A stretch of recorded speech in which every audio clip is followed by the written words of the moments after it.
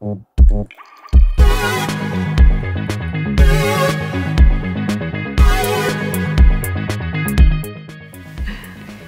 galima, ne? Tai sveika atvykusi Justina į mūsų laidą. Smagu tave matyti. Ir tave Ugnė, ir tave Remi, sėdinti kavytę geriant. Tai kaip tu atvykai į Norvegiją? Dėkui, smagu būti jūsų laidoje. Ir kaip aš atvykau į Norvegiją prieš gerus 13 metų. Pirmą kartą iš tikrųjų 2007 metais atvykau. Tuo metu sugundė pasiūlymas atvykti ir užsidirbti pinigų. Tai teko pasimti akademinės atostogas studijose ir tai buvo pirmas kartas, kada atvykau čionais. Ir po tų metų grįžus kažkaip visą laiką tas toks, kokiam tam galutiniam plane Norvegija šmėžavo.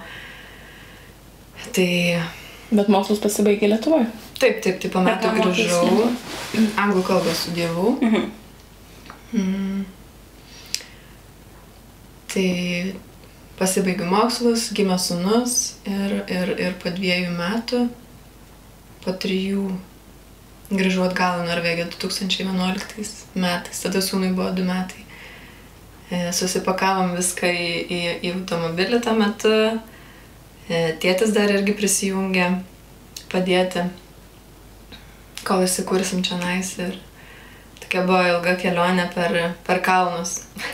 Kodėl Stavangerė? Draugė, tuo metu mes, kai gyvenau dar Kaune, draugavom ir jos mama buvo čionais gyveno Norvegijoje. Tai draugė vis važiuodavo pas mamą per atostogas ir pasipasakodavo, jog čia yra tokia šalis Norvegija, kur galima užsidirbti pinigų. Ir sako, jeigu norėsi, kada, tai be jokių problemų, žodžiu, bus darbas. Tai vaikutis gimė jau Lietuvoje. Taip. Tik čia atvykot su vaiku. Sūnus gimė Lietuvoje 2009 metais ir kažkaip tas toks buvo, norėjosi ir suteikti, duoti kažką tais daugiau sūnui ir tikiu kažkokia dalim pas kiekvieną, kuris išvyksta iš Lietuvos, yra tokia ta istorija, nuo ko galbūt bėgam ir mano atveju tai irgi buvo toks kaip ir pabėgimas tuo metu. Ir atrodo nesvarbu, ten gal turėjau 1000 kronų ir tuo metu turėjau, su tokiu norvegu, kur prieš tai kai buvau, buvom susipažinę ir, žodžiu, aš į jį kreipiausi pagalbą, susirasti gyvenamąją vietą tuo metu, tai jisai sako, tu neturi nei darbo ir mano tas ID, man rodos, gal irgi, nepamenu, ar jisai ten gal buvo tik tuo metu laikinas. Tai, žodžiu, jisai užleido žmogus savo vasarnamį tą vadinamą ir buvo Austrė-Amai saloj, ganėtinai ten tolimas kelias ir toks palei pat vandenį namukas persismelkęs toks į 60-ųjų visiškai tie tapetai su gėlytėm ir kvapas. Bet pradžiai tikrai labai labai tiko ir buvo gerai. Kiek jūs laiko ten gyvenom? Tai mes pragyvenom berods 4 mėnesius. Nes aš taip kaip atvažiavau ir, iš tikrųjų vaikas, sūnus man labai labai daug drąsos įnešė, suteikė tos stiprybės, nes atrodė, atvažiavau, sakau, neturėjau nei darbo, tiesiog ėjau tą pačią kompaniją, kur prieš tai buvau ir pas norvegus, kuriuos pažinojau, atsispausdinau CV. Bet pertrauksiu tu viena su vaiku? Tėtis dar buvo, mano tėtis. Ai, tavo tėtis. Mano tėtis, senelis. O tu kaip be vyro, ar su vyru visi trys? Ne, tai aš sūnus ir mano tėtis. Bočius. Bočius, jo, man keistas tas bočius, nes niekada nežinau, kas tai yra bočius. Visi sakydavo bočius ir vieną dieną paklaus, kas tas bočius? Tai senelis. Taip, čia žemaitiškai, Žemaitijoje tėtis mano, jo šaknis kyla iš Žemaitijos, tai jis labai norėjo, jog jį vadintumėm Bočium. Anūkas jog vadintų jį Bočium. Nes iš mano pusės būdavo, kad klausdavo Bočiu, šnekėdavo tarpusavy ir sakydavo Bočius, ir galvodavau, kad vardas. kreipinys. Ir pasirodo, kad čia yra senelis. Pati žemaitės, bet nežinau. Tai nei senelis, nei tu darbo neturėjo, tiesiog atvažiavo. Tėtis jo, jis iš vis nei kalbos, nemoka nei norvegų, nei anglų, tai jisai taip kaip užauklė tiesiog. Tai jūs atvažiavot su mašina į Norvegiją, leido apsigyventi vasarnamyje, be kalbos, be norvegų kalbos vis tiek. Taip, aš dar norvegiškai. Be darbo, tiesiog va taip. Kaip drąsos reikia tokiam žingsniui. Ir buvo turbūt labai sunki pradžia, visur gauti darbą, darželis. Pradžia tokia iš tikrųjų nebuvo lengva ir pačios kokia buvo emocinė būsena. Ir labai daug tavo duoda, ką kiti žmonės sako. Žinoma, kiek žmogus yra stiprus nepriimti pilnai kitų, sakykime, išsakytų ten žodžių, išsakytos nuomonės ir aš nupiešė man tokį didelį baubą tą darželį ir čia tas vaikų teisės ir jau man atrodė dievaži, tai kaip čia dabar bus, čia jau reikia iš paskutiniųjų pirkti pačius geriausius drabužius, sakė taip, kad ten nepraleisiu tik tais vandens, žodžiu, kad jau ten vaiką kailėlę pristatai į darželį ir abudu laimingi. Bet čia turbūt tą girdėjai iš lietuvių, kurie čia gyvena. Taip, ir labai... Net kurie čia negyveno, turbūt, kurie galvoja, kad čia taip yra. Nes pristatyti vaiką kaip lėlę Norvegijoje darželį, tai... Net ne lėlė, bet tas toksai man buvo kažkaip labai atsimenu, tie tokie pabrėžta ir strigę, kad jau ten reikia pirkti pačios geriausios ten firmos tos drabužius ir jau ten neduok dievė, jokių dėmių negali būti ant vaiko, nes jau pagalvos, kad kažkas namie negerai ten, žodžiu. O kaip buvo tau su to darželiu? Tu, kai vedėjai vaiką, vis tiek visai... Lietuvoje buvai vedus vaiką į darželį? Buvo pradėjęs. Ir kai čia atėjai į tą norvegišką darželį, kaip tu sakai, baubas, tai ten vaikai ir laukia miego, Lietuvoje to nėra? Kad vaikai laukia miegotų, ar miegodavo Lietuvoje vaikai? Ne, tikrai. Aš pati lankiau darželį ir tiek, kiek sunusėjo, tai turim kitokias tradicijas lietuviško darželio, ne taip kaip čia nais Norvegijai. Ir tikrai yra dalykų, kurie žavi mane čia nais, ypatingai kaip aš esu dabar toje aplinkoje pati, kai dirbu darželėje. Ir buvo keista, iš tikrųjų ten ateidavau pasimti sūnaus ir jisai, pavyzdžiui, sėdėdavo baloj, pildosi ant savęs dar tą balos vandenį ir man toksai vaizdas, kur Lietuvoje lydo lietus, tai dažniausiai sėdėdavom viduj, niekas net neleisdavo į lauką, o čia nais, žodžiu, ir vaikai ir geria iš balos, ir gulinėja, ir maudosi, tai. Ir dar pripila ten to indų ploviklio, kad būtų putų, tai, žodžiu, ten visa pramoga gaunasi, taip, lietus.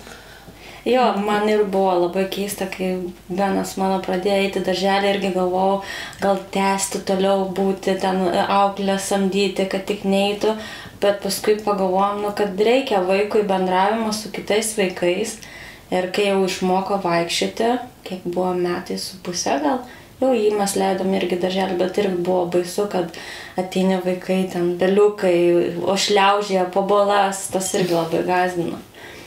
O tu Norvegijoje atvykusi dirbai iš karto darželėje ar kažkur kitur dar dirbai?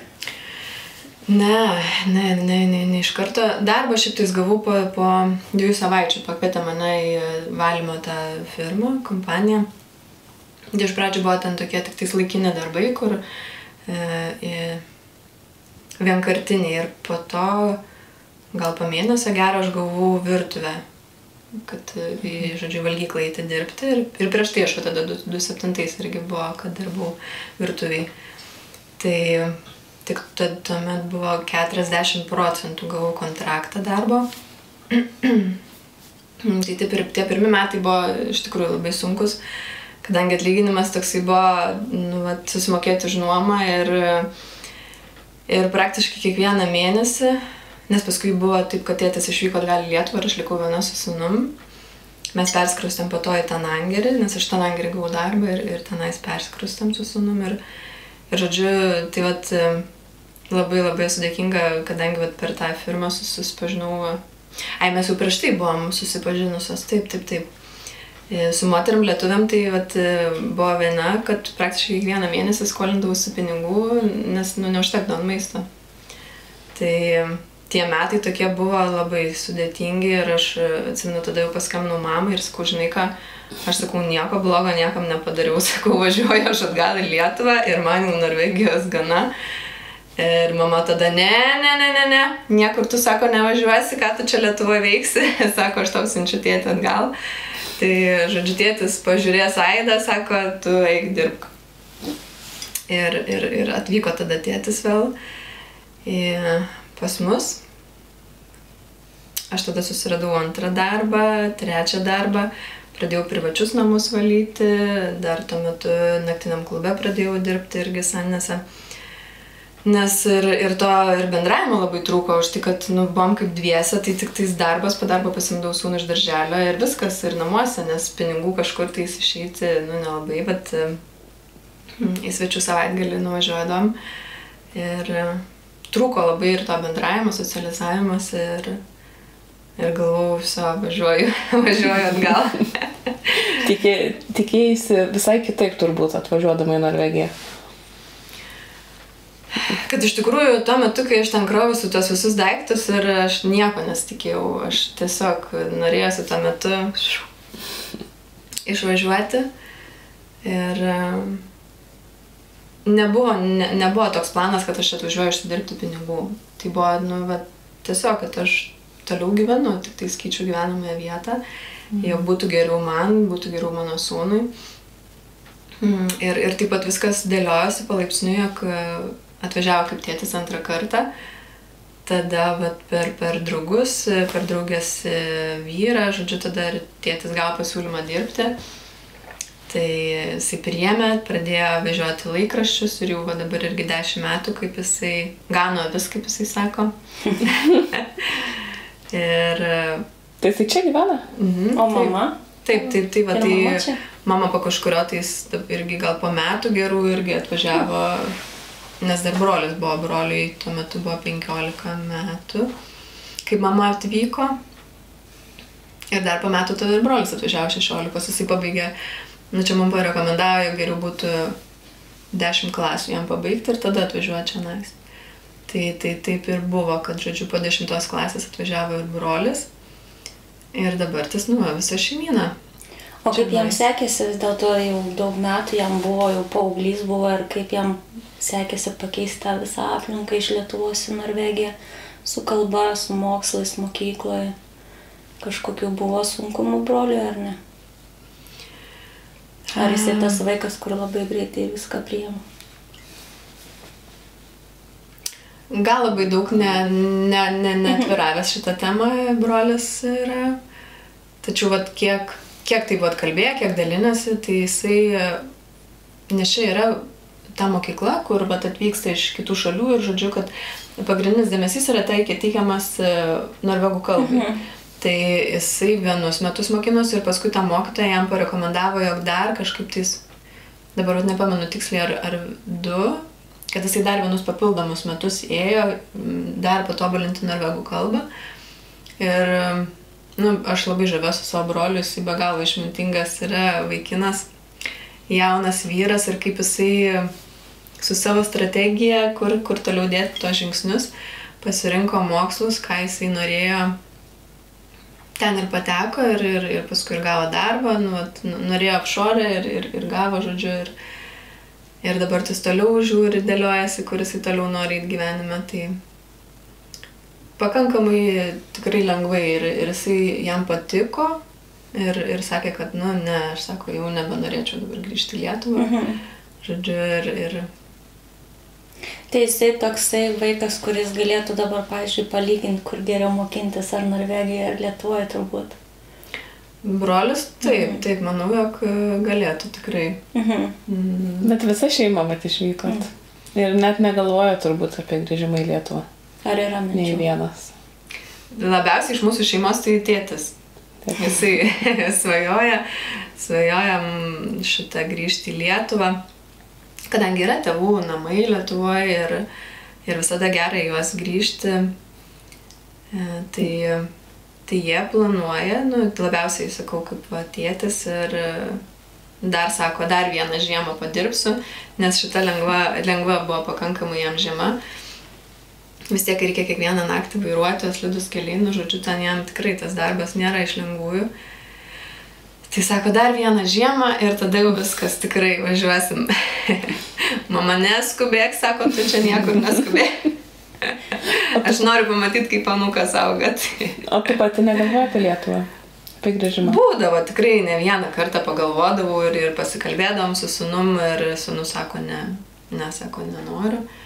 Grįžti taip jisai nori visą laiką į Lietuvą ir kiekvieną vasarą baigėsi mokyklą jo ir jisai važiuoja pas tėtį savo, pas močiutę, labai pas juos šilti, artimi santykiai ir aš labai džiaugiuosi, kad yra toksai ryšys šiltas. Tai jisai vaikas ir dabar jau atliko porą savaičių, jau jisai ruošiasi, laukia, jau žiūri, matau, kaip keičiasi jo nuotaika. Na, šiaip matau. Pas mane irgi vaikas dabar į atostogus, važiuosim atostogų ir irgi pas tėtį, pas močiutę, pas deduką, tai jisai jau laukia, nekantrauja, jau spirga, kiek čia tų dienų liko. Ir skaičiuojam kiekvieną dieną, kad jau 9-8. Mes šį kartą su automobiliu vyksim, tai jis irgi vis grįžta iš mokyklos. Tai kiek ten valandų mes važiuosim iki Lietuvos? O kada išvyksta? Tai planuojam 22 dieną. 23, man atrodo, šeštadienį ryte labai anksti. Šeštadienis 22. Tai tada taip ir gaunas, šeštadienį. Tai mes irgi šeštadienį. 23, jo. Tai gal susitiksim kur nors kelyje. O tai sakai, kaip tada tu gavai darbą darželį, nes tu dabar dirbi darželį, ne? Taip. Čia toks kelias, kol aš atėjau iki šitos vietos. Tai kai pradėjau dirbti, padirbau toj valgykloje ir paskui man pasiūlė sugrįžti į tą, kur aš buvau 2007 metais.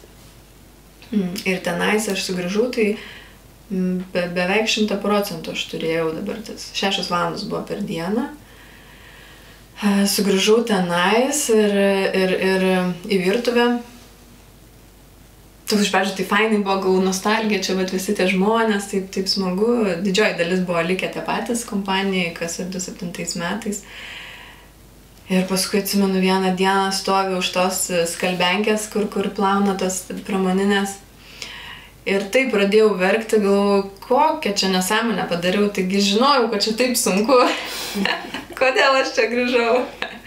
Kadangi, aš viena gamindavau valgyti, buvo apie 90 žmonių. Ir dažnai būdavo taip, jog ateidavo iš dirbtuvių vyrai, tikrai priskraudavo pilnas lėkštes ir paskui atėjusiems iš ofiso nelabai likdo maisto. Tai aš ten už tos kalbenkės ne kartą ašarą nubraukus buvau. Tai stengdavaus vis daugiau pagaminti maistą. Ir buvo įvertintos mano tos pastangos ir gavau tada pilną etatą, pridėjo jie man laiko. Tai faina tokia kelionė, iš tikrųjų buvo labai nuostabi žmonės. Buvo išimčių, kaip ir visur kur, ir bet kurioje tautoje, ir bet kurioje šalyje. Bet tikrai didžioji dauguma būdavo ten ir atneždavo ir sūnų, ir žaislų, ir rūbų išauktų, ir žodžiu. Visą laiką pasiteiraudavo, tai labai tokius artimus ryšius užmesgėm ir sakydavo, Justina, sako, tau reikia keisti darbą, tu kažkur ieškoki, sako, čia gaila labai, kad tu išeisi, bet žodžiu, kažkur kitur. Ne, sakau, aš noriu pas jus tiesiogiai dirbti ir atsimenu per kažkurias tais kalėdas aš ant lapelio užsirašiau, jog dirbu tiesiogiai toj kompanijoje ir žvaigždę įmečiau tą lapuką. Papuošimo, kur ten ant eglutės ar prie eglutės kažkaip tai skabinau. Ir žodžiu, ir tik tai gal po metų ar 2 tvarkydama kalėdinius žaislus aš radau tą papirėlį, kai aš jau dirbau toj kompanijai. Kadangi aš Lietuvoje buvau dirbus logistikoje ir toj kompanijoje atsilaisvinus buvo darbo, bet ar jie žinojo, kad aš dirbau logistikoje, labiau ekspedicijai.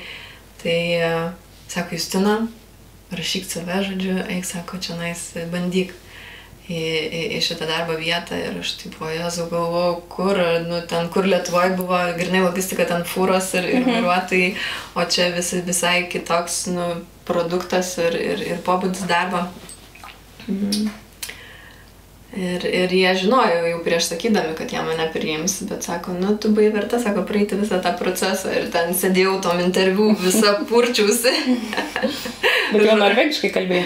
Ne, tada dar angliškai ir ten, amerikiečių norvegų kompanija, tai labai daug žmonių iš įvairių pasaulio šalių ir pagrindę angliškai visi kalbėjom tenais. Tai 7 metus pradirbau logistikoje tuo metu ir didžioji dalis buvo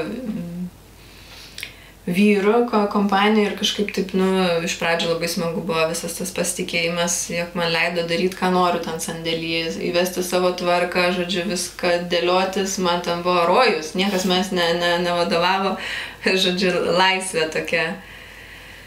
Tik tais, kažkaip jau 7 metais, tai kuo toliau vis sunkiau darės, jog, kažkaip nori sakyti, tai ne apie tai, jau toks, taip, tos rytį dar buvo galima kur augti ir aš pasibaigiau mokslus, logistikos dar išsilaikiau tą fachbrevą, kaip čia lietuviškai.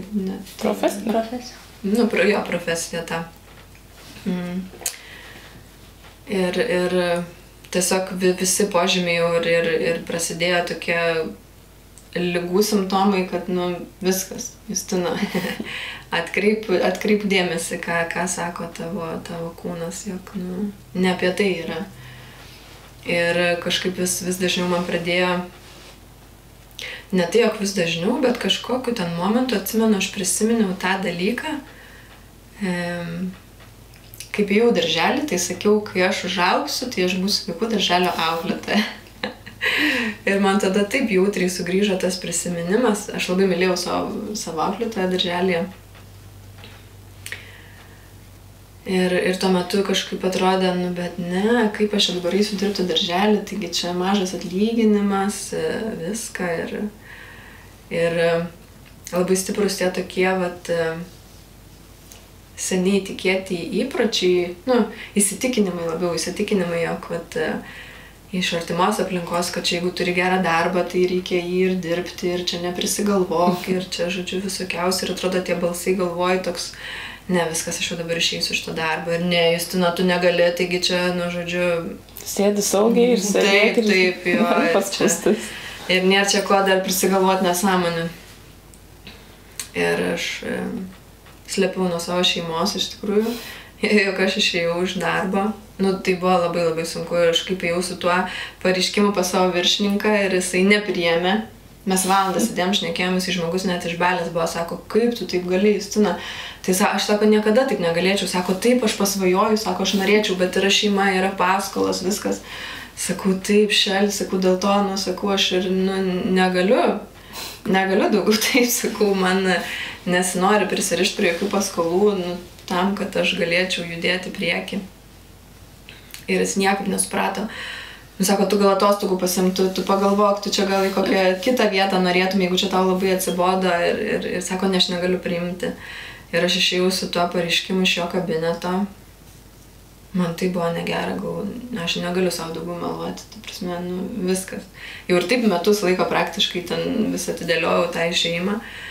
Grįžau į savo darbo vietą, įstačiau tą lapą į skanerį ir nusinčiau jam žodžiu e-mailą, tą apsigelsęs tiek pridaviau ir sakau, viskas, šitas etapas baigtas.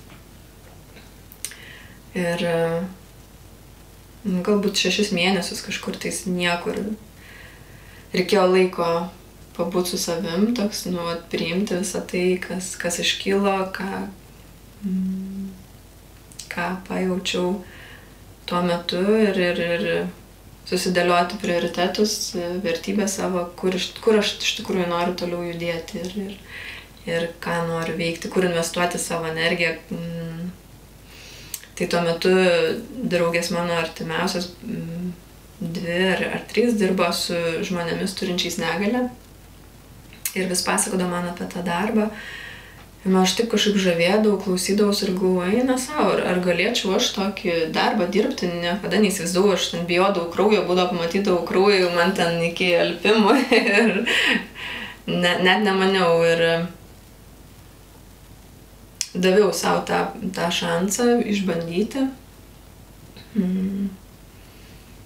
Tai labai iš tikrųjų, didelė dovana buvo, mane pasirinko tą merginą būti asistentę, jinai cerebraliniu paralyžium serga, turi, kaip čia taisyklingiau įvardinti ir mes pusę metų aš su ją dirbau, tik tais labai fiziškai buvo sunkus darbas. Tai tiek nugarai paskaudo ir... Nes su ją pilno turėdavai, tai. Ir dėja turėjom atsisveikinti, tačiau tas laikas kartu, man tai kažkas tais buvo tokio, wow, kur iš tikrųjų atrodo, bet tiek išsisukai tą rutiną ir nesusimastai, arba save pasistatai prioritetų kažkelintoj ten jau eilės gale, o čia žmogus laukia iš ryto, kol kažkas ateis, padės atsikelti iš lovos, laukia to savo asistento kojų, rankų. Ir man iš tikrųjų tas labai užstrigo klausimas. Per interviu, kai buvo klausę, kaip tu sakai, įsivaizduoji, kas tai yra per darbas asistento. Ir man tenais atėjo tokios mintis gražios, ten žodžiu, ir aš pasidalinau jomis, dabar tiksliai net neatsimenu. Ir ta mama taip žiūri mane, tos merginos, ir sako, ne. Sako, tu būsi rankos ir kojos. Nieko meniško. Nieko asmeniško, bet tu žodžiu būsi tik tais kojos ir rankos. Ir man iš pradžių iš tikrųjų buvo kažkaip tas toksai, aš ateidavau pas ją į butą ir man taip norėjosi ten viską sutvarkyti, čia padaryti kažkaip gražiau, čia ten pakeisti kažką tais palei save. Ir paskui man kaip atėjo tas būtent suvokimas, kas tas yra rankos ir kojos, kad man nereikia nieko už ją galvoti, ne apie tai yra darbas. Man pasakė išplauti grindis, tada aš tik tais galiu eiti plauti, o nespręsti, kad čia, čia reikia grindis dabar išplauti, nes aš ne pas save namuose. Tai man toksai buvo ir palengvėjimas to pačiu, nes aš atliepiau tai, ko manęs prašė, apie ką tas darbas yra. Ir aišku, jinai kiekvieną kartą pasakydavo, kas jai yra reikalinga, ką jinai nori. Ir dar prieš peršoką noriu paklausti. To, ko negalima kartoti. Kaip yra išeiti iš tokio darbo? Kai išeini iš darbo, kai dirbi, tarkim, ofise, sandėliuose ar kažkur, tiesiog pareiški, paduodi pareiškimą ir, išeini. Nieko tokio asmeniško per daug. O čia tu būni rankos kojos žmogaus ir tada aš išeinu iš darbo, nebebūsiu viso gero. Kaip yra šitas išėjimas? Tai šitą sužinosim po reklamos pauzės, ne? Po reklamos, gerai. Būk unikalus, būk savimi. Tai nepanašu į darbą, tai ne produkcija, tai kūryba, menas, meilė nuo pirmo prisilietimo iki galutinio atvaizdo veidrodyje.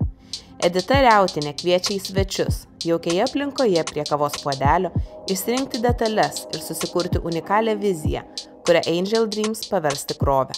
Aukštos kokybės medžiagomis ir su didelė meile pagaminti aksesuarai ir papuošalai spinduliuoja elegancija ir savitumu. Pasinaudok galimybę susikurti kažką unikalaus, išskirtinio ir prasmingo. Be unique. Be yourself. Gerai, reikia biškitas. Na, tai Justina, kaip su tuo išėjimu iš darbo, iš tokios pozicijos, kai prižiūri žmogų su negale? Na, toksai vėlgi nelengvas iš tikrųjų žingsnis, kadangi darbinantis irgi per tą interviu buvo klausimas, kiek laiko planuoju dirbti. Ir, kadangi investuoja ir apmokymai jau ten, žodžiu, viską ir aš taip sakau, jau čia dirbsiu, realiai tai nežinau, kiek ten tas darbas mūsų truks kartu bendras. Ir vėlgi kūnas, jisai niekada nemeluoja. Taip, prasme, yra tas vidinis žinojimas ir kaip aš tai suvokiu, yra labai svarbu išgirsti jį ir klausyti. Ir, nu, vat, kaip po truputėlį, buvo labai stiprus toks iš tikrųjų ženklas, kai vieną dieną aš išeidinėjau po darbo ir man tai buvo gera, jog jinai va, tiek tokių nu, gražių dalykų gyvenime mane mokina, priminė, kas yra svarbu gyvenime ir jinai tiek daug juokdavosi, nu, mes labai daug su ją prasijuokdavom kartu.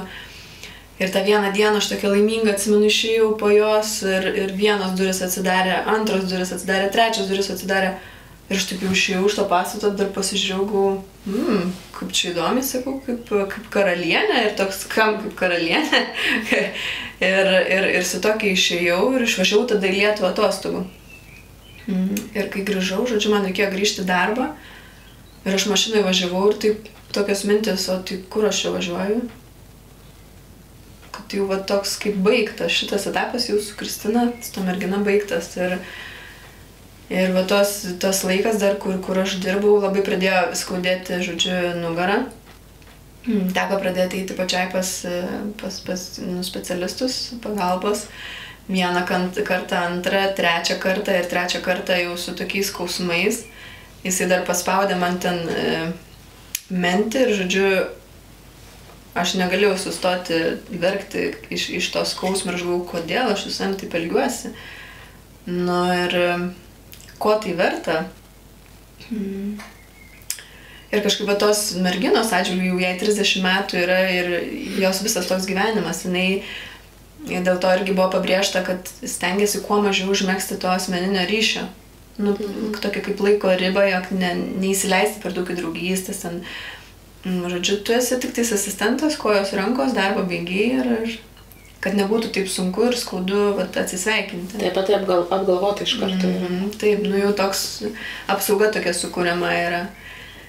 Ir tai jinai taip pat visiškai atrodo atsisveikinom, taip šaltai, man dar aš susigraudinau. O jinai, nu gal širdeliai ten viduje ir jautė kažką, bet neparodė tokio. Tai atsisveikinam ir tada toksai buvo, Justina, tai kada eisi į darželį? Savo tą vaikystės svajonę išpildyti. Ir galvoju, nu gerai, dabar tas jau tikrai einu į darželį ir žodžiu, priėmiau tą sprendimą.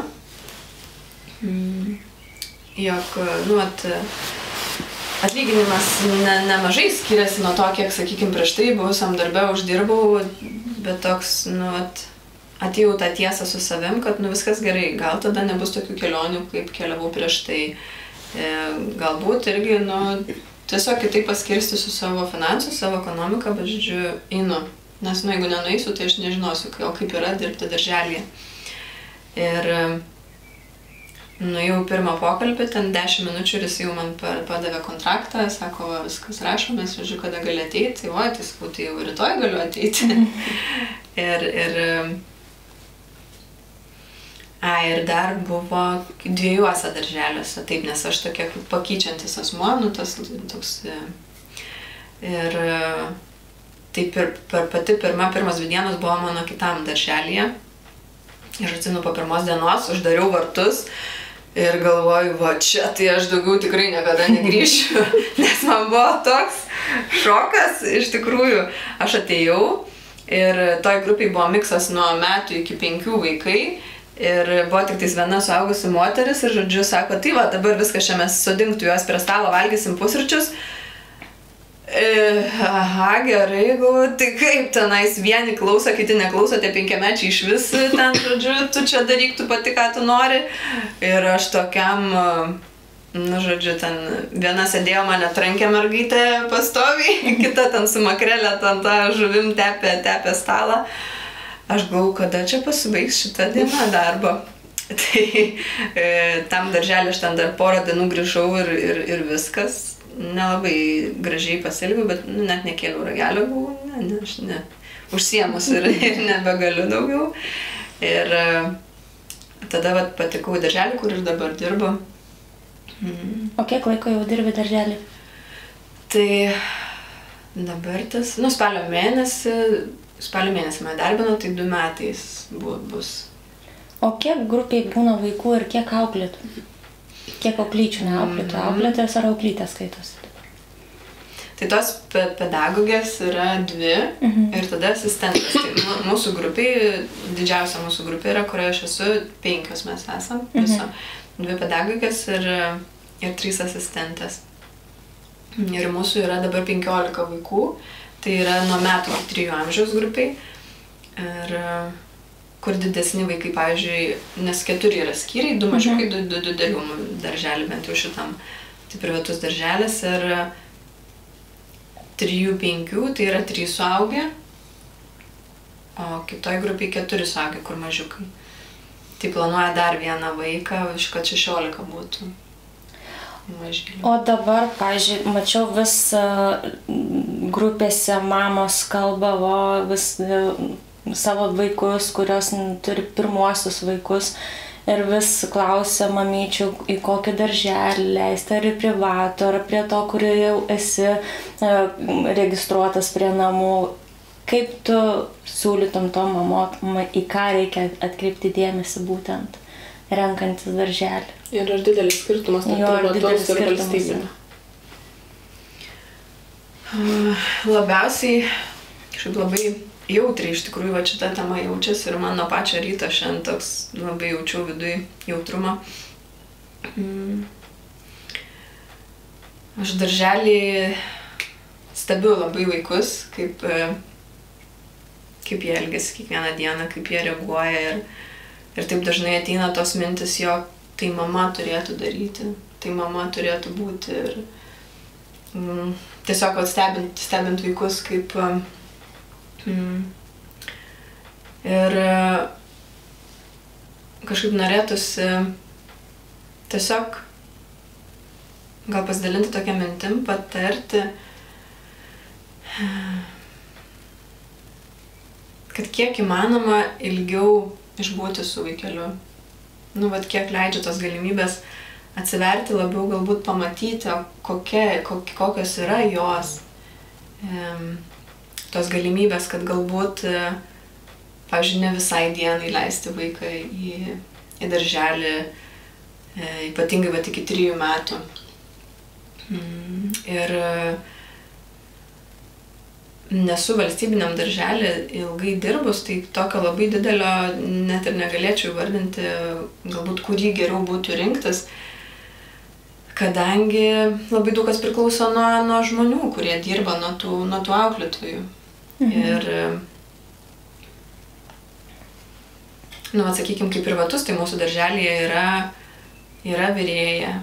Turim mikroautobusiuką, tai vaikus ten gali nuvežti į muziejų, į biblioteką, prie jūros, pavyzdžiui, kaip geras oras, su laivu paplukdinti irgi yra visokiausių tokių galimybių. Tai privačiuose darželiuose aš įsivaizduoju, jog yra tokių daugiau gal pramogų vaikams. Bet visgi iš mano pačios patirties, taip kaip aš matau, tai yra žmonės. Labai svarbu, kas dirba, kaip užsiema su to vaiku, nes, ten, kad ir labai kažkoks brangus žaislas bus, ar paduosi vaikui, o tos erdvės vidinės nebus, kad priimti jį, suteikti jam tuo metu tai, ko reikia vaikui, meilės, paguodos, kažkokios šilumos, prasme. Tai... O skiriasi, mano vaikas į privatų darželį. Ir gaudavo, pavyzdžiui, šiltą maistą, man reikėdavo dėti maisto visiškai į darželį, visada gaudavo tenai. O tuose, kur jau yra ne privačios, kaip ten komunos skaitos, ne? Valstybinė. Irgi reikia maistą savo neštis, ar jau tenai irgi duoda? Aš nemanau, kad skiriasi dėl, ar valstybinės, ar privatus. Kai kurie privatus vis tiek turi dėti maisto dėžutę. Nes pas mūsų tai nereikėjo. Pas mūsų irgi nereikėjo, bet žinau, kuriem reikia, nes būna privačių darželių, kuriuose nėra. Nes pas mūsų būdavo ir sriubytė, ir ten kokia kumlė, dar kažkas būdavo iš šilto maisto, visada kiekvieną dieną beveik tiekim. Tai toksai buvo darželis. Ir aišku, važiuodavo, kaip tu sakai, su autobusiukais visur, iškeliaudavo į tus turistinius žygius, prie vandens eidavo, bandydavo laužą užkurti, su peiliais mokindavo, kas mums yra neįprasta. Kodėl tie peiliai? Kodėl darželėse reikia išmokti nudrožti strėlę? Pas jūs irgi darželėje vaikai turi mokėti išdrožti strėlę? Ar kažką tokio? Mes su mažiukais dar strėlių nedrožiam. Bet matė tokį dalyką kaip... Mačiau, taip, sūnus mano kaip ėjo į darželį, tai taip, jie buvo drožę ir... Savigina. Išgyvenimas. Medžioklė. Yra tie mūsų instinktai ir aš tai realiai labai iš tikrųjų žaviuosi, aš man labai toks didelis dėkingumas buvo tiek kaip sūnus ėjo į darželį ir į mokyklą, dabar sūnus mano 9-okas yra, ir kaip čia daugiau yra vystoma ta praktinė dalis, kur vaikai gali patys paimti ir realiai išbandyti. Ir ten, pavyzdžiui, ir žuvį su peiliu išdoroti. Ne tik strėlę padrožti. Tai arba ten, pavyzdžiui, kaip darželis vyksta į fermą ir į ūkį kokį ir žiūri, kaip gimdo šitą, kaip gimsta taip karvytė, kaip ėriukai gimsta. Tai man tai šita dalis tikrai labai labai smagi ir kad vaikai gauna patys pamatyti, nes tai ir yra svarbu, bet kaip vystosi, kaip vyksta ta vaiko raida būtent per patyrimus ir kaip smegenis fiksuoja ir tai turi vykti pakartotinai, kad įsivystytų tie suvokimai vaiko, kaip viskas gyvenime vyksta. Kad ėriukas neatsiranda iš kopūsto. Taip, ir iš kur tas maistas parduotuvės atsiranda, kaip tas visas kelias atkeliauja. Tai kadangi vaikas yra darželyje, kol tėvai dirba, tai darželis turi tą atsakomybę parodyti vaikams. Kaip čia gyvenime viskas dėliojasi. O tu Lietuvoje irgi dirbai darželį, ar tik tais būtent čia dirbai darželį ir dabar dirbi? Lietuvoje net nebuvo tokios minties ir Lietuvoje nebuvo taip, kad aš labai ilgai ir dirbau, kadangi pasibaigiau studijas. Tai dar, kol baiginėjau ir dirbau logistikos toj firmai. Ir viskas, ir po to ir išvykau, ir tokios minties man niekada net nebuvo. Aš tai būdama čia Norvegijai prisiminiau tą savo vaikystės svajonę, jog dirbti darželėje. Ir aišku, aš kaip išsilavinimo jokio pedagoginio neturiu, tai aš esu asistentė. Tačiau irgi visą laisvę, pavyzdžiui, aš galiu kurti tuos užsiėmimus, ką noriu su vaikais, kažkokius darbelius, ką su jais daryti. Su to 1-3 metų amžiaus ir mane labiausiai gal žavi, nes teko dirbti ir su vyresniais vaikais ir daugiausia laiko su mažyliais. Tai tas tyrumas vaiko, kur ateina tas 1 metų ir kur dar net nevaikšto kiti vaikai, kur nekalba ir tiek daug visko vyksta toj dienoj ir atrodo gauni tokią dovaną pamatyti pirmus vaiko žingsnius. Atrodo, tai čia mama turėtų matyti šitą vaizdą. Aš šitą labiausiai bijau, kad aš nepamatysiu tų pirmų žingsnių ir mes nusprendėm, kad ir leisim, kai jau išmoks vaikščioti. O nuo kokio amžiaus pradeda čia vaikai darželį? Nuo 9 mėnesių? Atostogos baigėsi mamos 8 mėnesių, paskui tėtis gali pasimti, yra tos tėčio atostogos. Buvo lygtais 13 savaičių, dabar tiksliai nežinau, bet tarp 13-15 dar būna atostogos, jeigu prisideda, tai taip stengiasi, kad jau būtų metai, nors yra vaikų atėję ir 9 mėnesių į darželį. Ir kaip su tais vaikais elgtis, kurie dar net lėliukai? Taip, tai primaitinimas čia vyksta dar 9 mėnesių, ten tik pradedi maistą, o mamos atneša maistą ar jūs... Mišinuką. Kuriems reikia, tai tada atneša mišinuką ir užmaišydavom į buteliuką. Košyčių tai nieks vis tiek nedaro. Dabar kaip turim virėją, tai jinai labai, labai iš tikrųjų šefė ten pas mus ir duoną pati kepa, ir uogienės verda, ir žodžiu, viską toksai nuo pačių pradžių gamina. Tai ir būna ir košės irgi pusryčiam ir įvairiausių tų, žodžiu, patiekalų. Bet su tais leliukais ir man tas gal labiausiai ir atrodo, žiūriu tą darželį ir, kažkaip kitaip atrodo norėtųsi, kad kažkaip kitaip būtų tas vidinis jausmas toksai, kadangi, vis tiek nuo metų iki 3 ir kur yra vaikelis metų ir kur 3 labai didelis skirtumas. Ypatingai tie, kurie dar nevaikšto. O Justina, žiūrėk, dar irgi iš tų mamų grupių vis klausia irgi vaikai mažiukai pradeda eiti vyresnio šiek tiek amžiaus į darželį. Yra kažkokie reikalavimai darželį dėl rūbų vaikam, kad turi turėti kombizoną nuo lietaus 2, ten vieną nuo, atsiprašau, kad turi turėti po porą kombinzonų, ten guminiai, vasariniai kombinzonai, pavasariniai kombinzonai. Yra tai ar ne? Taip tikrai yra ir yra nurodomas sąrašas, jisai netgi ne tik darželyje, tai ir internete tas sąrašas yra, kokie yra rekomenduojami rūbai. Tai ir vilnelė, ir lietaus drabužiai, ir žiemos, ir tada ten kokios kepurės, kokie batai, netgi, pavyzdžiui, tikrai rekomenduoja kurių firmų būtent. Ir pačios mamos atėjusios dalinasi ten, sako, dabar nupirkom, buvo vienu metu, kad eko, atrado kažkokius ten eko gerus batus ir tada ten viena mama pasakė kitai, čia pas mus buvo grupiai. Tai dalinasi jos tarpusavį ir tas padeda. Tai toks gauni kaip gairės, tai nėra būtinai, kad jų ten kažkokios ten firmos turi, pavyzdžiui, pirkti. Ir dabar tas, pavyzdžiui, yra Stavangeryje Lūrai Liopelyten, berods vadinasi ta parduotuvė. Ir ten mamos gali atnešti savo vaikelių rūbus, tiek naujus, kurie, pavyzdžiui, nebuvo panaudoti ar dėvėtus. Ir labai prieinamom kainom galima įsigyti. Tai daug mamų dabar važiuoja į tą parduotuvę ir ten už 90 kronų, pavyzdžiui, nuperka botus, kur 2 metų vaiko pėdutė, tai nieko ten dar ten nenusidėvi, nei avalynė, nei tie drabužiai. O kiek jų reikia, pavyzdžiui, žieminio kombizono reikia 2 ar 1 užtenka?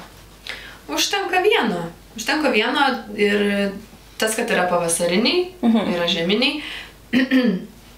Yra, pavyzdžiui, lietaus rūbai tokie plonesni, kur labiau vasarai, tada yra lietaus rūbai, kur jau tokie šilti ir subūna flyse. Su pašiltinimu? Pašiltinimu to. Tai botai lygiai taip pat yra vasariniai, tokie, kur ploni ir yra irgi pašiltinti botai. Batai irgi, aišku, kadangi oro sąlygos tokios, tai turi būti jau tie Gore-Tex, kad nepraleistų vandens. Drėgmės. O jūs kaip auklytės stebit vaikų rūbus, tarkim, ar jie su dėmėm, kaip pradėjom šnekėti pokalbį, ar jie dėmėti, ar skylėti, pranešat tam tikrom instancijom, jeigu dėmėti arba skylėti. Iš tikrųjų, kodėl atėjo ta mintis, tokia kilo noras, mes darbė turėjom susirinkimą ir pradėjo kolegės kalbėti būtent apie iš kitų šalių mamas, aplamai tėvus, kaip sutvirtinti tą pasitikėjimą, aplamai bendravimą, ryšį tarpusavyje.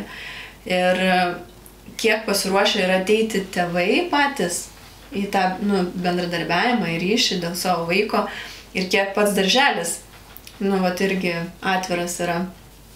Ir mes kalbėjom ir man tada atėjo tokia mintis, turint savo patirtį, kaip aš ten prisiklausiau tų kalbų ir bijojau ir ne vienerius metus su tą baimę taip eidom į darželį, kol paskui aš gavau pagalbą ir išsilaisvinau nuo tos baimės.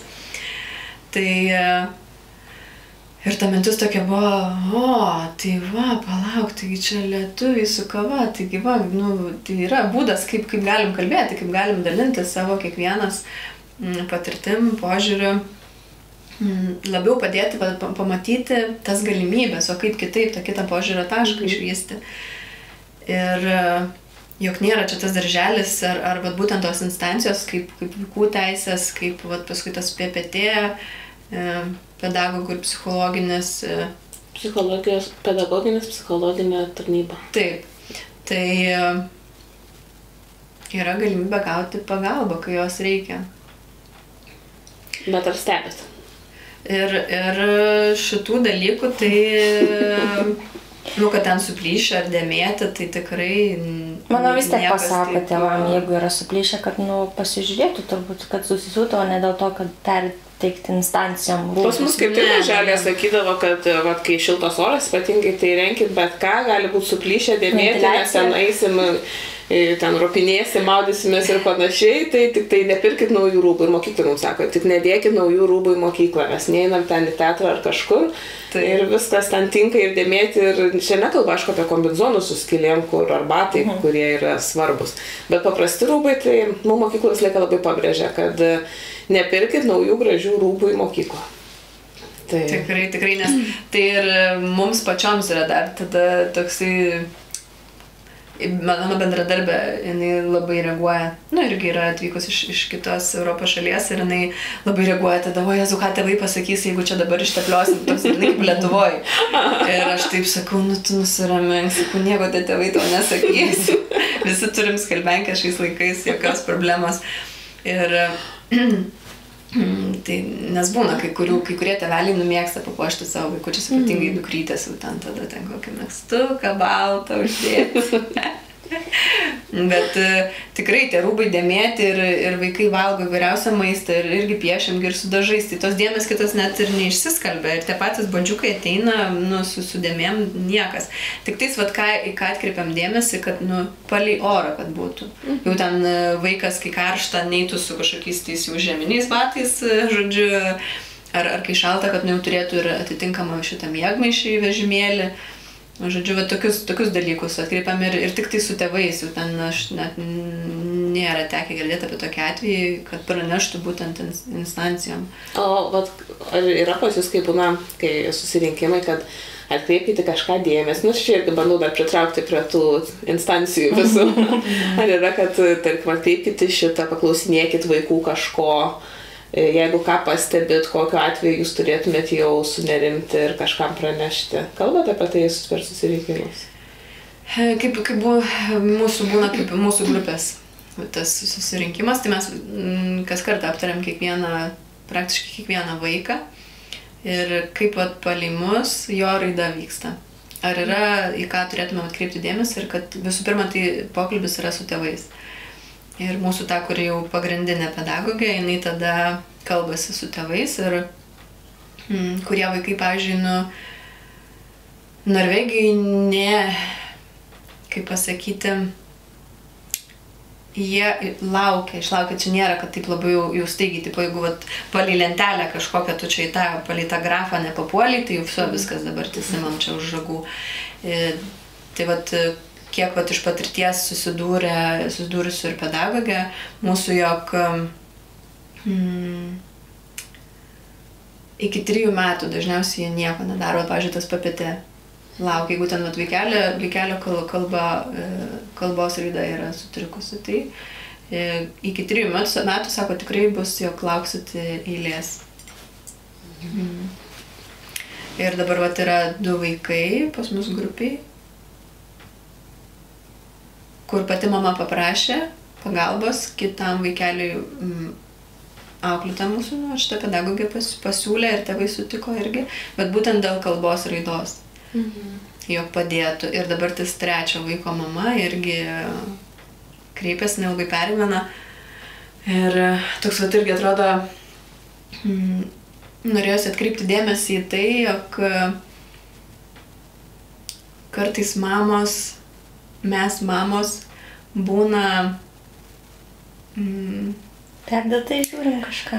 truputėlį perdėtai ir lyginam savo vaiką su kažkokiu kitu vaiku. Matom kitą vaiką ir, bet, pavyzdžiui, tenais, grupė yra skirtumas metų ir 3 vaikai ir atbėga ir sako, va, čia šiti tai jau kalba, o mūsiškis tai nieko, ten tik be. Tai, sakau, jam dar tik metai laiko, sakau, o čia, vat jai, tai sakau, tuoj bus 3. Tai, yra didelis skirtumas. Ir tas toks kažkoks kaip nusivylimas, jaučiasi iš, kad va, mūsų vaikas dar nekalba. Čia gal mūsų tautos bruožas yra būtent lyginti kitus vaikus, ar yra pas norvegus irgi lygina? Nesusidūriau. Iš tikrųjų, bet galvoju apie tai, kad nesusidūriau. Jie neapsikrauna labai tokiais dalykais. Čia lietuvius? Ne lietuviai, bet iš Europos irgi. Taip, tai... Ir toks, vat, yra labai gerai, kaip pasakyti, perklausti, pasižiūrėti. Tačiau, vat, mamos širdis, vis jaučia ir yra tas pajautimas, yra ta intuicija, kad, vat, o gal tikrai dabar, va, čia reikia susirūpinti, reikia, galbūt pat specialistus parodyti.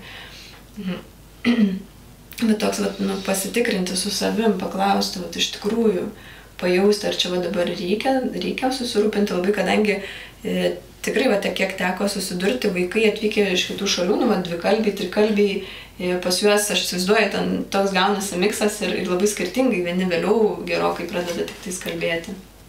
Kaip, pavyzdžiui, mano benas, tai jisai pirmą pradėjo lietuviškai kalbėti, paskui angliškai, ne norvegiškai, bet angliškai.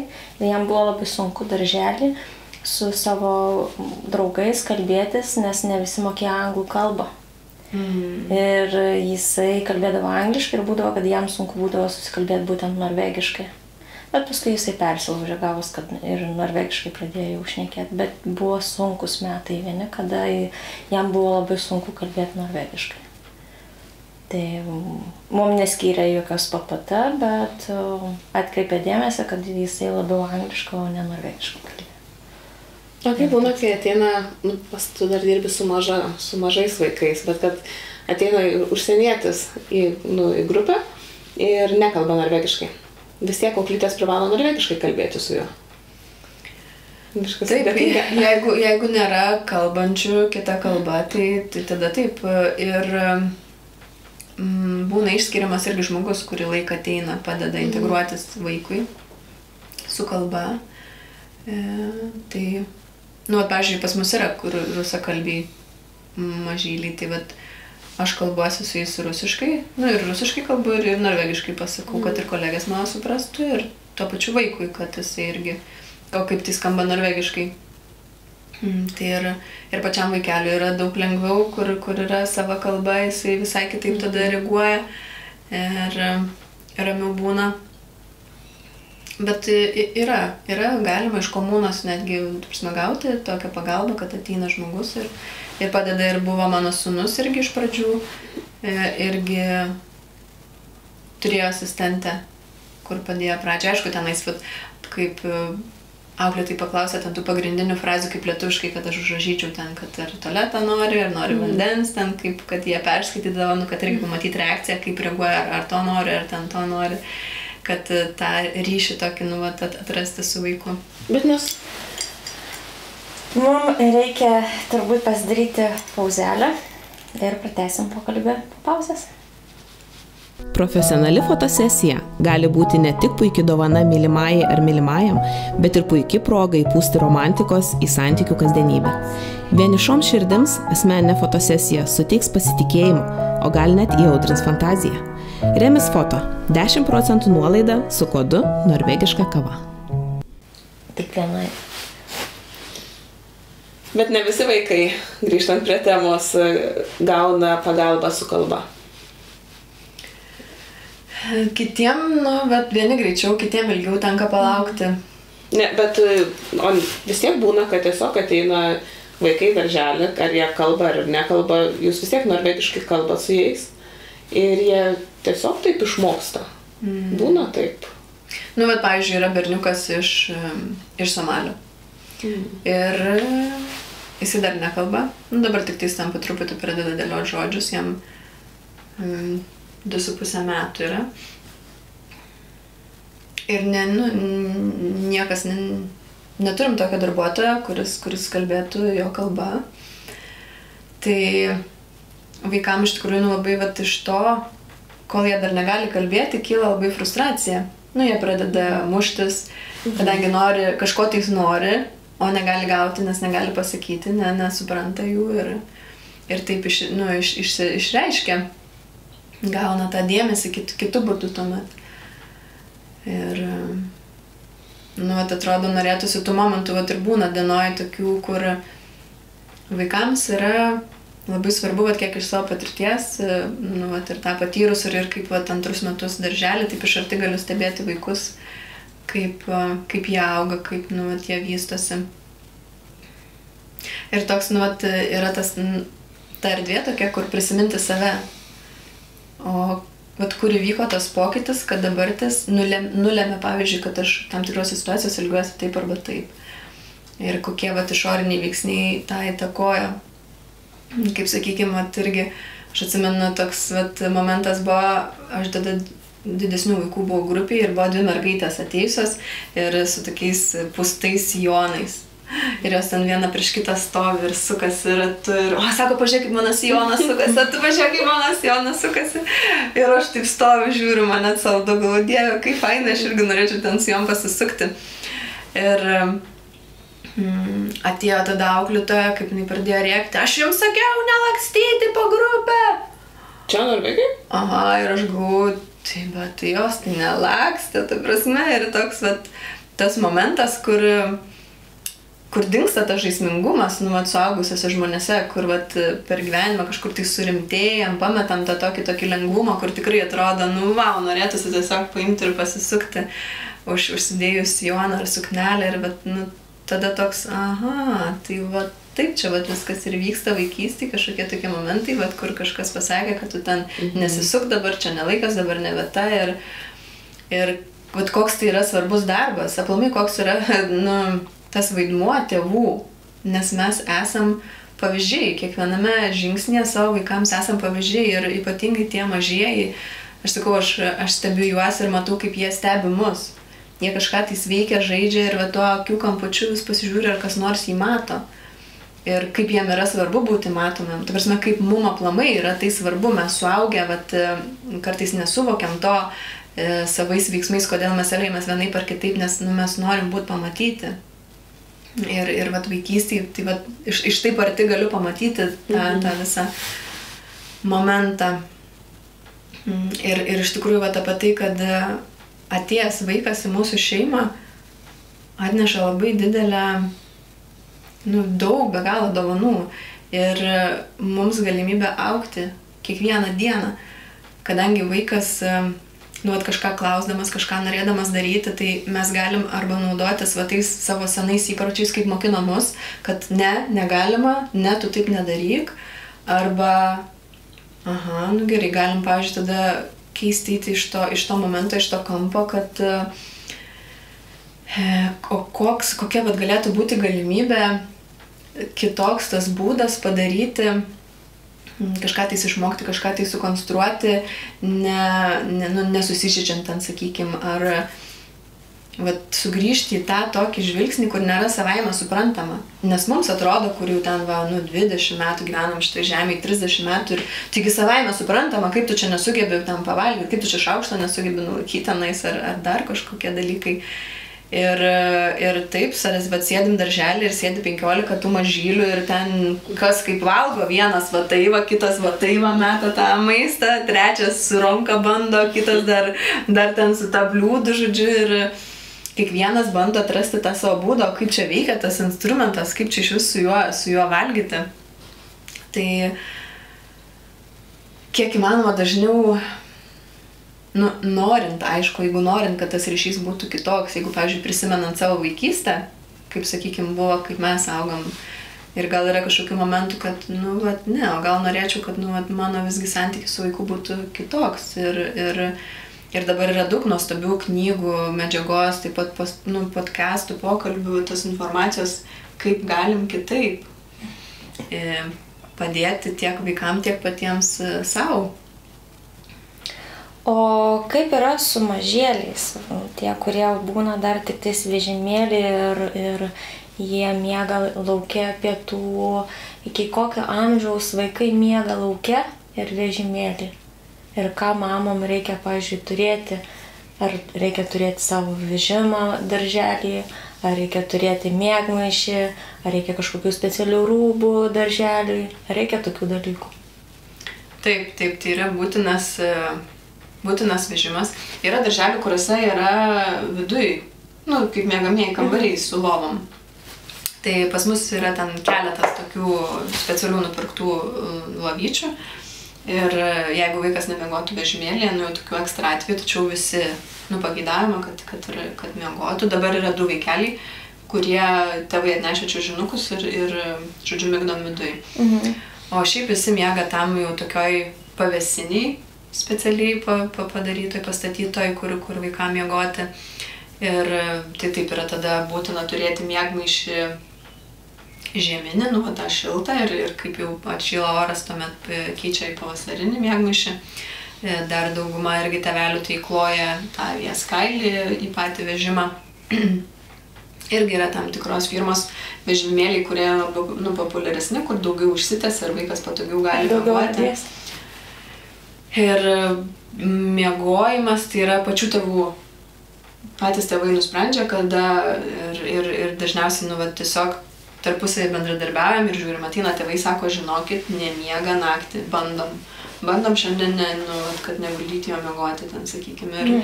Ir tada, tom tokioj bendrystėje, bandom tokį surasti geriausią, optimaliausią variantą, kad ir vaikas turėtų pakankamai jėgų išbūti tada darželėje tą dieną. Tai būna ten kokį posmą nusnaudžia, tada ten ant grindų, kur atsigulėt pagalbę pasiėmęs. Ir dabartis, pavyzdžiui, jau mūsų 6 trimečiai, kurie jau eis vasarą keis kitą grupę, tai jie jau nebemiega. Jie jau lieka žaisti. O vaikai, tai irgi labai asmeniškai. Vieniem tėvai ten nurodė yra tą laiką, yra programėlė ir, žodžiu, tėvai patys nustato, ar vaikas gali valandą miegoti, ar 1,5, ar ten 2,5. Ilgiausiai yra, kuris miega, tai 2,5 valandos. O yra kai kurie vaikai, kuriems net neribojamas laikas ir jie gali miegoti kiek jie nori. O dėl to, kad jie miega lauke, kas neįprasta turbūt Lietuvos žmonėm, nes pas mūsų Lietuvoje darželį yra vaikai miega patalpoj, turbūt su uždarytu gal langu ar atidarytu, o čia tiesiog miega lauke. Sninga, lyja, šalta, vėjas pusto, bet jie būna visą laiką lauke, taip? Taip. Ta pavėsinė, jinai turi duris. Ten, aišku, tarpai yra tarp tų visų lentelių, tai vėjas pučia ir jeigu sningas sniegas, tai būna ir pripūsta, dar ir vidų.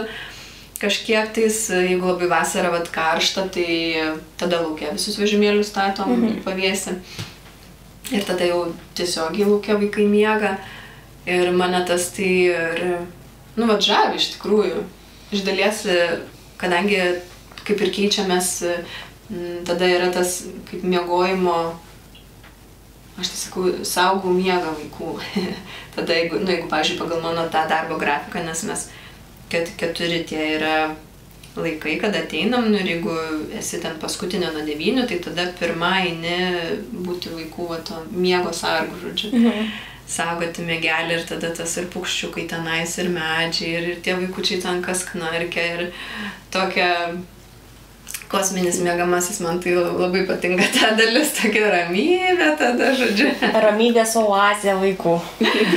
Aš dar gaunu padainuoti lopšinę, kol supuoju vežimėlį, padainuoju tenais jiems, tai man tas labai... O kaip, pavyzdžiui, aš savo vaiką, kai leidau į darželį, buvo skirta tėvam pabūti 1 valandą darželį, kad žiūrėti, kaip vaikas apsipranta darželį, nes jo 1 diena. Ar čia visiems taip yra, ar tik tais išskirtiniam kažkokiem žmonėm? Ar atskaičiuoja, kuriem reikia ateiti, kaip čia yra su šita sistema?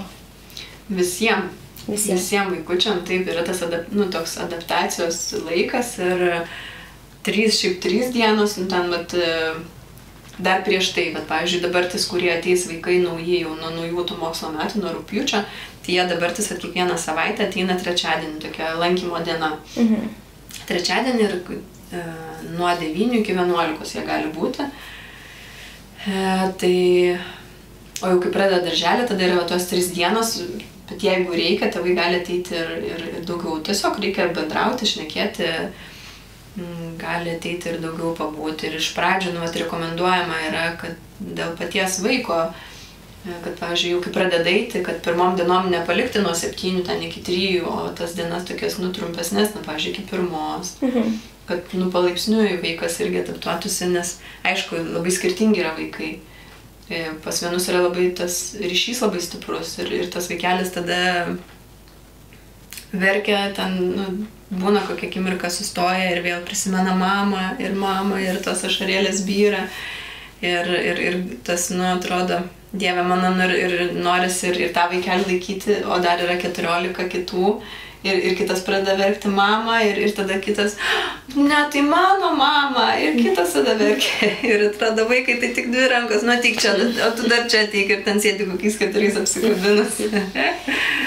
Nes aš atsimenu, kai Benas išėjo pirmą dieną, tai ir aš buvau, tai aš nebuvau su Benu.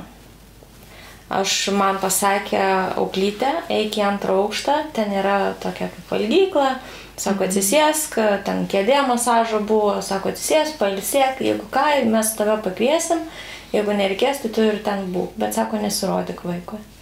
Tai aš turbūt 2 valandas ant kušėtės pramiegojau, atėjo auklytė, sako kelkis, sako su tavo vaiku viskas gerai, sako gali rytoj nebeteiti.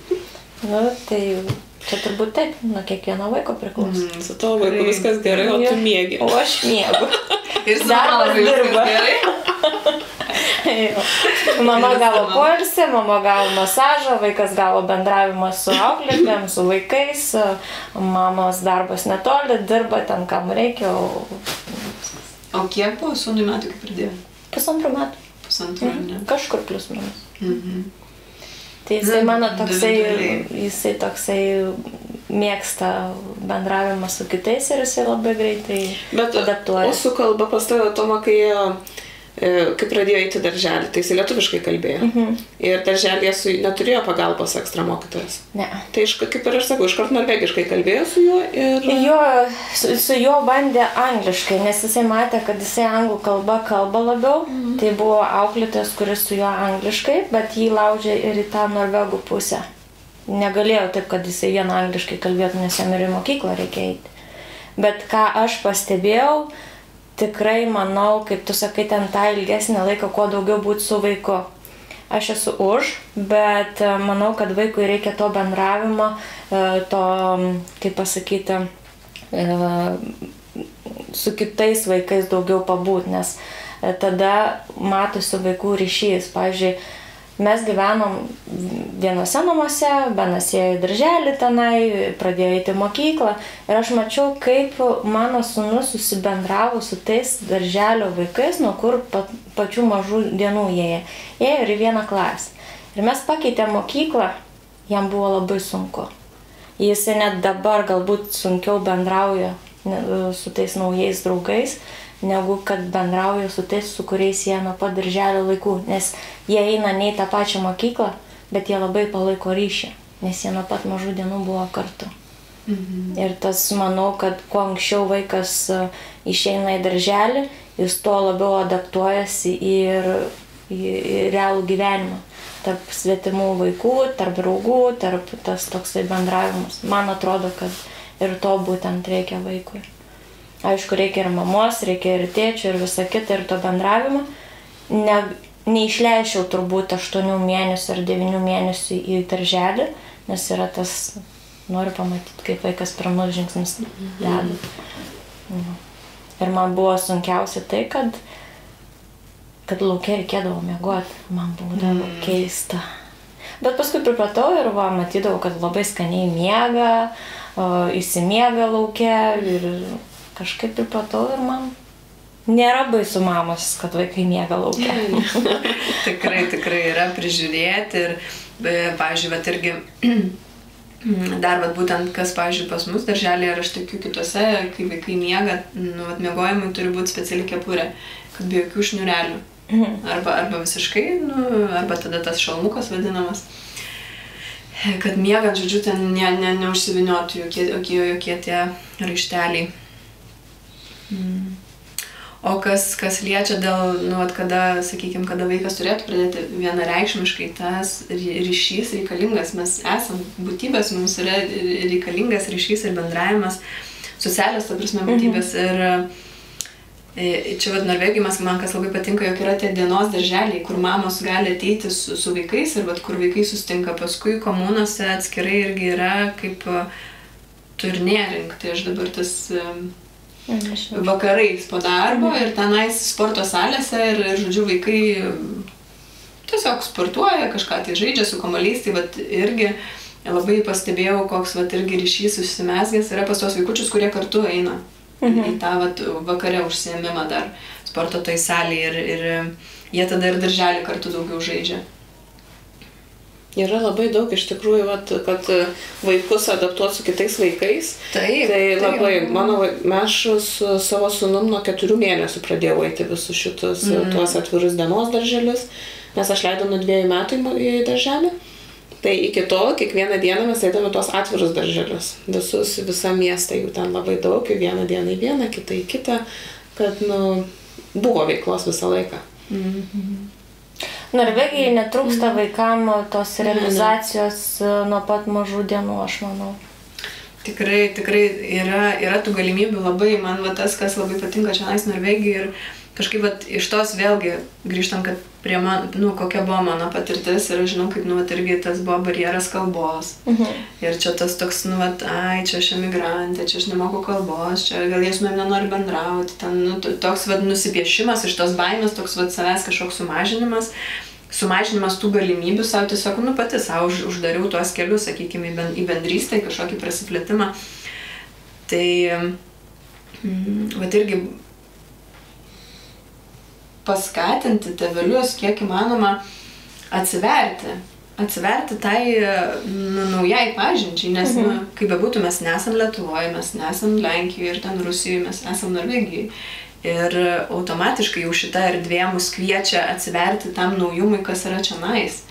Ir kuo labiau žmogus gali priimti va, tą kitą nuomonę, kad norvegai, jie turi savo kitokią tą kultūrą, susikūrę savo kažkokius kitus papročius, įpročius ir kuo plačiau, tai nereiškia, kad, sakykime, aš turiu vienareikšmiškai viską priimti, ką jie čionais dabar duoda, bet kuo aš priimu, leidžiu tam būti, kad, Norvegijoje yra čionais taip ir labai smagu, kad jie čia taip gražiai švenčia, pavyzdžiui, savo nacionalinę dieną.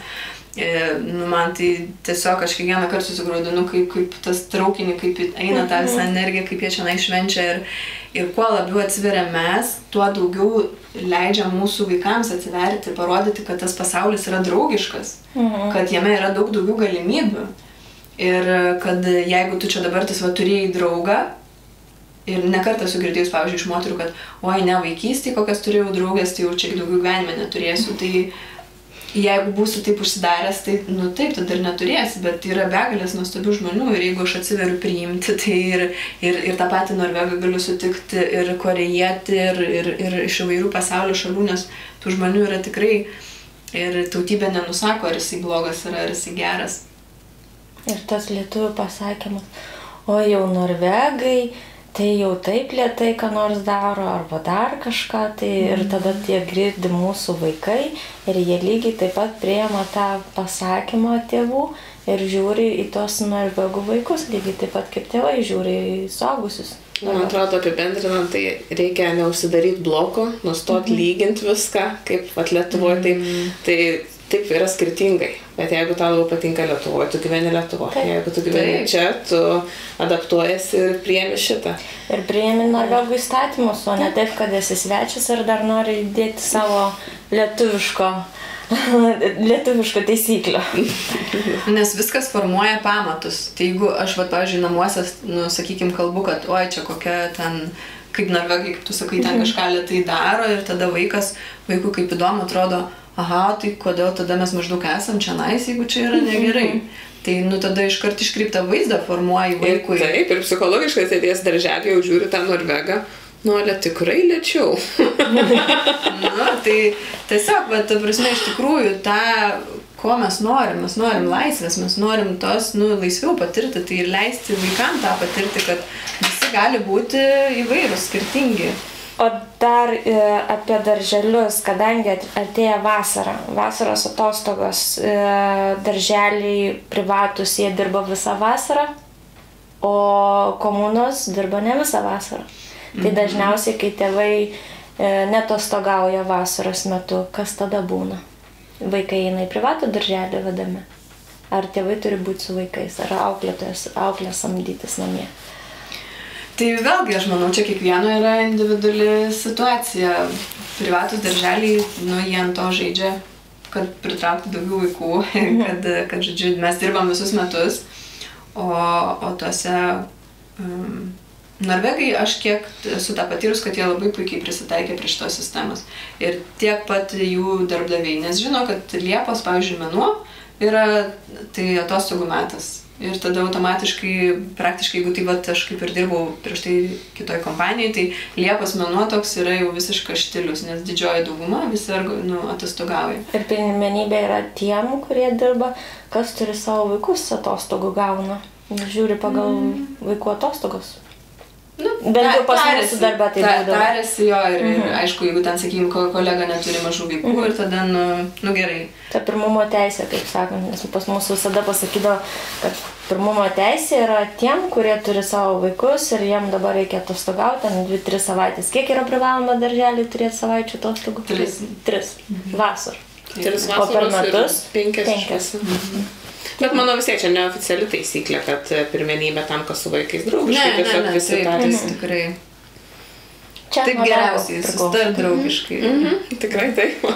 Gyvenkime draugiškai, taip sakant. Būtent. Ir ką patartum mamom, būtent, kurios pradės leisti savo vaikus į darželį, bijot, nebijot leisti, ką jam daryti, kaip pasirinkti?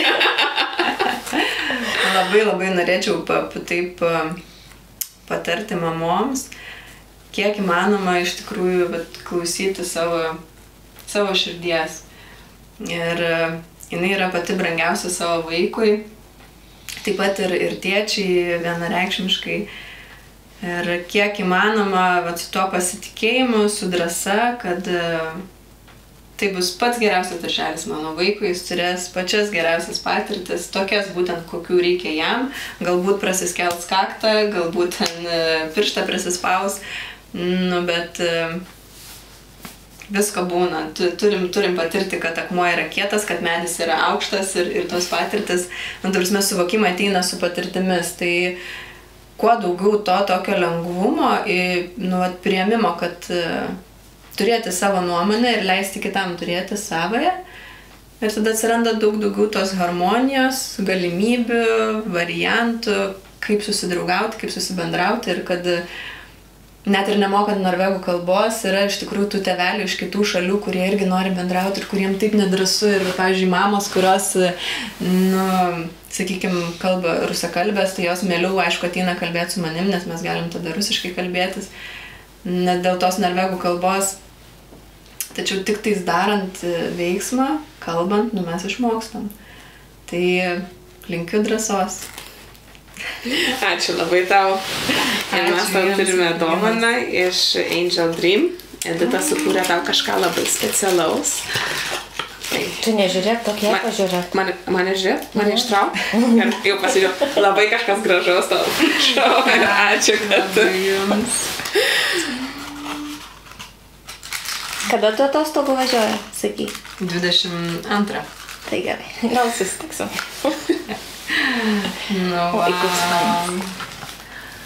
Su žvaigždutėm ir dar medis. Gyvybės medis. Gyvybės. Tas ir labai svarbu tiek šaknis, tiek augti žemyn, tiek augti į viršų. Ačiū labai tau, Justina. Ačiū jums, merginos. Dėkoju. Ačiū, kad atvykai, ačiū, kad pakalbėjai, ačiū, kad pasakoji apie darželius. Prašom. Labai malonu. Stas. Ačiū. Labai ačiū Justinai, buvo labai įdomu sužinoti apie darželius iš darbuotojo pusės. Iš auklėtojos. Iš auklėtojos ir iš patirties be abejonės. Ir žinom dabar, kad tikrai reikia nusimti visus blokus, pamiršti palyginimus. Svarbiausia nelyginti yra. Taip. Ir savo vaikų su kitais vaikais. Ir neprisigazdinti visais vaikų teisėm, PPT. Ir varna ir visa kita. Taip, viskas yra tik pagalba. Taip, ir ją reikia mokėti priimti, jeigu turi problemų. Jauti, kad tau reikia pagalbos, eini pats ir kreipiesi ir tada gauni pagalbą, o jeigu tu nesikreipsi, tau siūlys pagalbą, tu atsisakysi, tai galbūt ir kažkas sureaguosi, tai kad tu nekreipiai savo vaiką dėmesį ir jo problemas. Mes labai džiaugiamės norvegiškais darželiais, miegojimu lauke, maudynėmis purve ir visų kitų, tiesa? Jo, aš irgi vaikystėj smėlį valgiau. Aš negalėjau įsipurvinti. Man mama sakė, kad nevalgyk smėlių, bet aš vis tiek valgiau. O kogi mūsų vaikai negali, tai žinau. Dabar linkim visiems gražios vasaros, gražių atostogų, pailsėkit ir susitiksime rugpjūčio mėnesį. Jo, ir bėgam ten, kur saulė, nes Norvegijoje mažai. Kad tik pasiskūs, kalbam, nusiemam blokus, nelyginam, nuostabi šalis. O aš noriu palyginti. Ate, Toma. Čiau, Marina. Susitiksim už mėnesį. Lietuviška, norvegiška kava. Lauksim kitų laidų. Ate. Ate.